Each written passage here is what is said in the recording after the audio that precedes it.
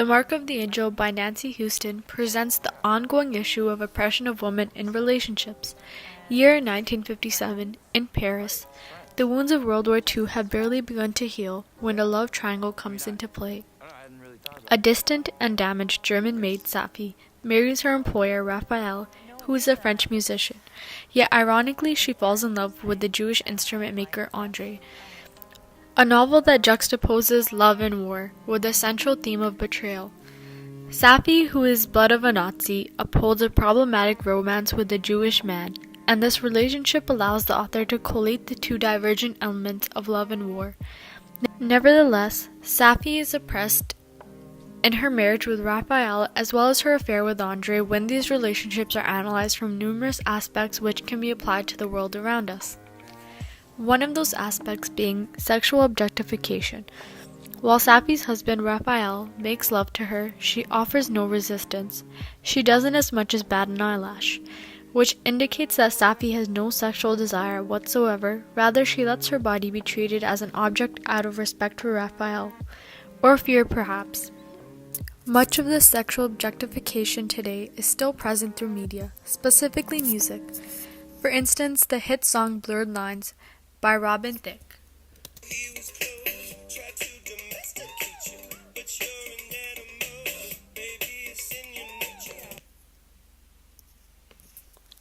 This song promotes domestication of men in relationships, how Raphael domesticated Safi.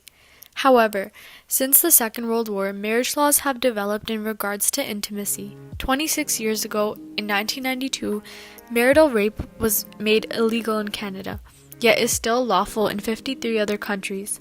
Similarly, Safi is silenced in her affair with André through violence. To specify, when Safi discovers that André contributes to the production of war weapons, she flames in anger, and André slaps her, as hard as he can, just once, just to calm her down. And this wouldn't be the first time André uses violence against Safi throughout the novel. In fact, even today, 20 to 50% women in relationships experience partner violence on a day-to-day basis. According to Daily O News, a Delhi air hostess Anita Batra just this month was brutally murdered by her husband and had an ongoing abusive relationship with him for many years now, which is just one of many cases which demonstrate how, even in present day, women suffer in the same circumstances as Safi did many years ago. Every 9 seconds, a woman like Anita and Safi are abused by their partner. That's over 60 women just in the duration of my presentation. Correspondingly, in The Mark of the Angel, Safi is oppressed to the typical stereotypes as a wife. Even during her weakening pregnancy, in which she faced numerous health concerns, Safi still does all the housework unrelentingly. Unrelentingly meaning she didn't give up. Despite now being the owner of the house and a mother-to-be, Safi was still performing maid duties in pain. It is just presumed that Raphael was not going to mop the floors for her.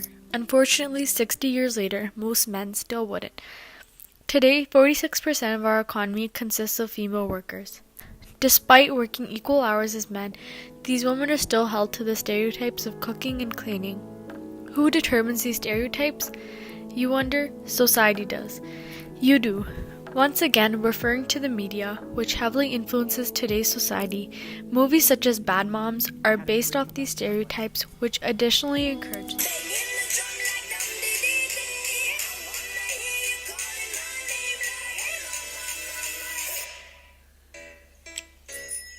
I'm gonna try to do everything by myself today, which should be fine, as long as everybody does what they are supposed to do, right? Oh no.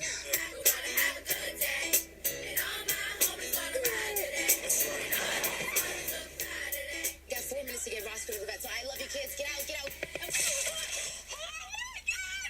Emergency PTA meeting today at 5 o'clock. Will we see you there? I'll totally get a sitter on a Tuesday night. Yes, you can. You actually can. What do I have on the schedule today? You're super late for your marketing meeting. You have to tell me these things. I can't believe I'm gonna be late for my first soccer practice. I'm sorry, okay? I'm trying. Well, try harder, dude. Good job. Good job. The bake sale. No BPA, no MSG, no BHA, no BHT, no sesame, no soy, and of course, no nuts or eggs or milk. The protagonist Amy lives the typical busy mom lifestyle, always cooking, cleaning, and looking after the kids.